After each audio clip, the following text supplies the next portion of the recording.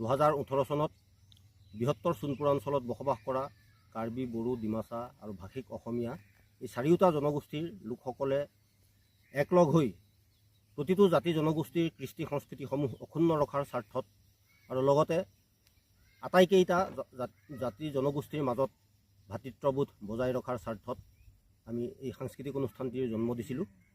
গতিকে আজি ষষ্ঠ বাৰ্ষিক অধিৱেশন সোণপুৰা ডিমাচা গাঁৱত অনুষ্ঠিত কৰিবৰ কাৰণে আমি প্ৰস্তুতি চলাইছোঁ।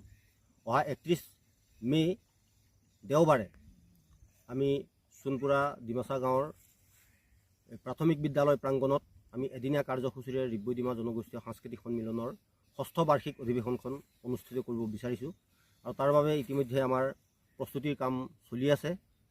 আমাৰ মঞ্চ মণ্ডপৰ কাম চলি আছে আৰু ইতিমধ্যে আমাৰ এই ঠাইখিনি পা পৰিষ্কাৰ কৰাৰ কামো ইতিমধ্যে হৈছে। গতিকে আমি যিমান সম্ভৱ আমি সুচাৰুৰূপে এই অনুষ্ঠানটি অনুষ্ঠিত কৰিব বিচাৰিছোঁ আৰু তাৰ বাবে আমি বিভিন্নজনৰ ওচৰলৈ আৰ্থিক সাহায্য বিচাৰিও গৈছোঁ আৰু তেখেতসকলেও যথেষ্টখিনি সঁহাৰি আগবঢ়াইছে। গতিকে আশা কৰিছোঁ যে আগন্তুক আমাৰ ষষ্ঠ বাৰ্ষিক ৰিব্বৈ ডিমা জনগোষ্ঠীয় সাংস্কৃতিক সন্মিলনখনি আমি সুচাৰুৰূপে প্ৰদৰ্শিত কৰিব পাৰিম। ৰিব্বৈ ডিমাৰ উদ্দেশ্যটো আমি 2018 চনত যেতিয়া এই নতুন অনুষ্ঠানটোৰ জন্ম দিছিলোঁ তেতিয়া আমি এটা কথা চিন্তা কৰিছিলোঁ যে ইয়াত বসবাস কৰা গোটেইকেইটা জাতি জনগোষ্ঠীৰ ভিতৰত ভাতৃত্ববোধ একতাৰ ভাৱ এই ভাৱবোৰ বজাই ৰাখিবৰ কাৰণে আমি এটা দিশ আমি সামৰি লৈছিলোঁ, সেইটো হৈছে সাংস্কৃতিক দিশ। আমি সাংস্কৃতিক সমন্বয়ৰ মাজেৰে প্ৰতিটো জাতি জনগোষ্ঠীৰ মাজত আমি একতাৰ ভাৱটো ৰাখিবৰ কাৰণে আমি এই নতুন অনুষ্ঠানটোৰ জন্ম দিছিলোঁ। ৰিব্বৈ ডিমা জনগোষ্ঠীয় সাংস্কৃতিক সন্মিলনটোৰ আমি জন্ম দিছিলোঁ বিশেষ এটা উদ্দেশ্য আগত ৰাখি। বিশেষকৈ আমি সাংস্কৃতিক সমন্বয়ৰে আমাৰ এই অঞ্চলত বসবাস কৰা বিভিন্ন জাতি জনগোষ্ঠীৰ লোকসকলক আমি একতাৰ মাজেৰে বান্ধি ৰাখিব বিচাৰিছোঁ।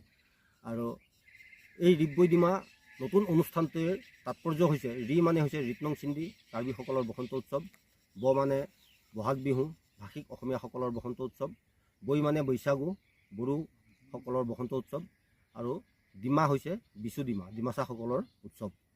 গতিকে এই চাৰিওটা জাতি জনগোষ্ঠীৰ আমাৰ বসন্ত উৎসৱটিকে আমি লৈ এটা নতুন শব্দৰ সৃষ্টি কৰিছিলোঁ আৰু সেইটো হৈছে ৰিব্বৈ ডিমা আৰু গোটেই অনুষ্ঠানটোৰ নাম হৈছে ৰিব্বৈ ডিমা জনগোষ্ঠীয় সাংস্কৃতিক সন্মিলন।